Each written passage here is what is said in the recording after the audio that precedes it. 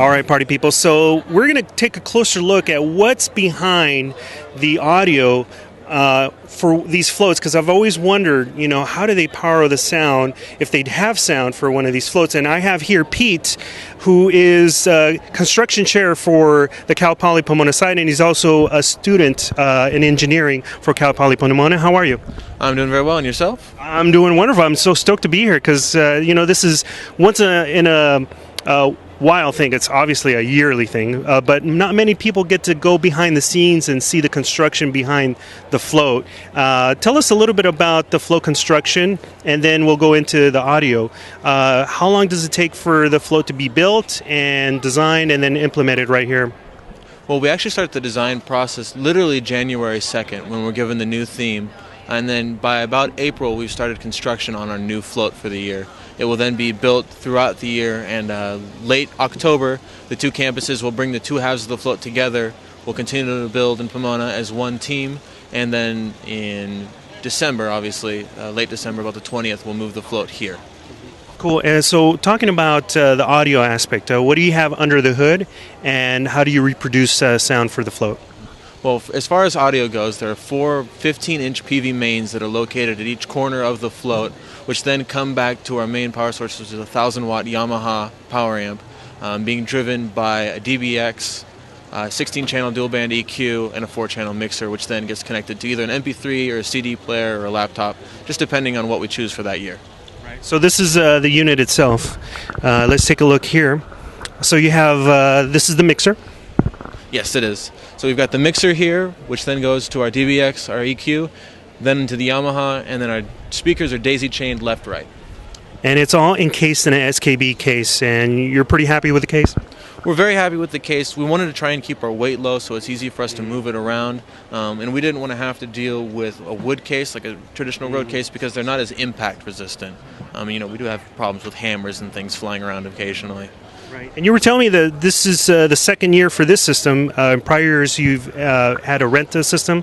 That's correct. This is the second full year for this system. The case is actually older. It was part of a system that stopped being used several years ago. We just recycled it, try and save some money.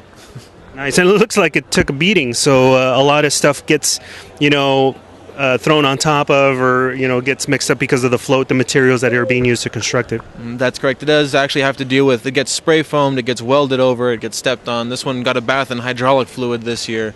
So it does take a beating, but all the electronics we've had here have been more than bulletproof for us. Cool. So last year it performed very well, right? Yes, it did. And this year, or when are you going to install this into the float? In about 10 minutes. Really? Oh, yeah. Do you mind if we shoot the installation? Not at all. That'd be perfect. Excellent. So we're going to go ahead and watch Pete install this piece of equipment inside the float.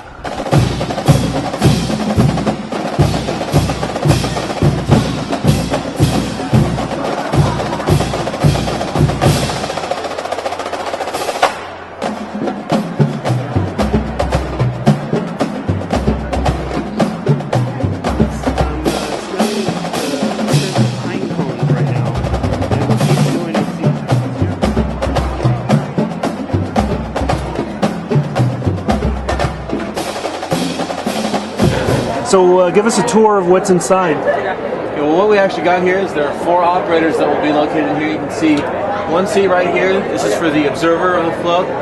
This is the driver's seat right here. You can see our steering wheel. Wow. That's where I'll be sitting. This chair right here is for our drive engine operator. His control box is in here right now.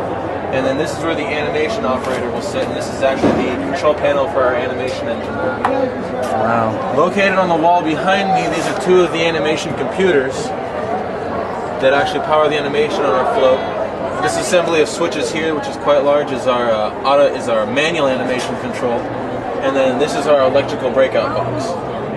I see some XLR cables. Are those DMX? We do have the option to run DMX from this computer. We actually use XLR for our position feedback of our cylinders. Oh, wow. Because it's a well-shielded cable, helps us cut down a lot of the noise. We do have some 50-foot runs of cable going on underneath this float.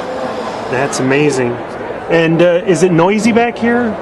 It is very noisy. Immediately on the other side of this wall right here is a V8 engine. And how do you guys communicate? They're not in here right now, but we actually use the same headsets that you'll find in a typical NASCAR pit crew. Wow. So, dual muff noise canceling headsets so that the four of us can talk to each other. Wow, that's amazing. And you can see from that little porthole? Yeah, that little porthole right there is where I can see from, and then my observer has another one. We're only mandated to have a 180-degree view forward of the float. Right. As far as backing up or anything like that, we do have to have somebody else outside of the float walking around giving us directions and pointers. It's very interesting to back up a 55-foot long float. I'm imagining it, and I'm dreading it if I had to drive it. It is certainly an experience. Wow. So where will the audio be installed? The audio actually gets installed up here on top of the side member. Oh, okay. It's the most out of the way, and that way the operator that's sitting here only has to stand up and turn around to get at it. But for most of the parade, it is turned on and then left alone, so it needs to be located somewhere out of the way. And it will be tied down, or? Yes, it will get tied down, and then you can see here these blue cables are our actual speaker cables. There's two here, and then there's two over here I gotta find. I take it that's probably one of the speakers?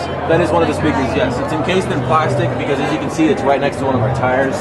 The tires do pick up anything on the parade route, be it water, droppings. We are behind a couple equestrian units we do have to worry about. And so we want to keep the equipment as clean as we can. In a situation where rain is present, what do you guys do? Is it the same protocol or business as usual? It's pretty much business as usual. There's not a whole lot of options involved. As you can see, we do have a canopy above us up here to try and help keep us a little drier should it rain.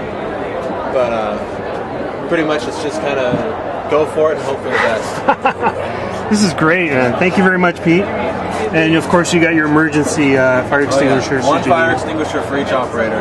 During a fire drill, we are required to exit with our fire extinguisher. Wow. Wow, this is amazing. Thank you very much. And we're going to go ahead and take a look back at the whole float itself. Thank you very much, Pete. Not a problem. Thank you.